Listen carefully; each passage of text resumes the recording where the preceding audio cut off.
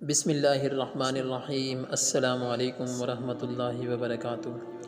معزز سامعین، اب سے کچھ دیر کے بعد انشاءاللہ 2020 اپنے اختتام تک پہنچ جائے گا، اور انشاءاللہ اللہ تعالیٰ کی توفیق سے 2021 اللہ تعالیٰ ہمیں نصیب فرمائے گا۔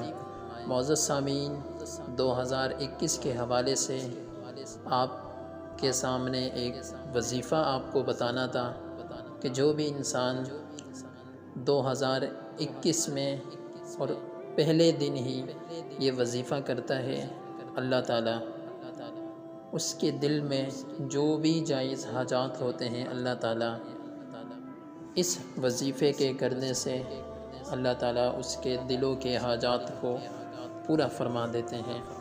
معزز سامعین، سب سے پہلے تو اللہ تعالیٰ میں آنے والے سال میں زیادہ سے زیادہ نیک اعمال کرنے کی توفیق عطا فرمائے، اور پچھلے سالوں میں جتنے ہم سے گناہ ہوئے ہیں، اللہ تعالیٰ آنے والے سالوں میں ان تمام گناہوں سے ہماری حفاظت فرمائے۔ معزز سامعین، آپ یہ وظیفہ لازمی کریں۔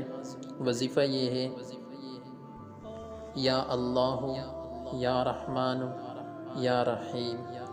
یہ آپ نے تقریباً 300 مرتبہ پڑھنا ہے وضو کی حالت میں۔ جیسے ہی 12 بج جائیں، اس کے بعد آپ نے یہ وظیفہ صدق دل کے ساتھ کرنا ہے انشاءاللہ۔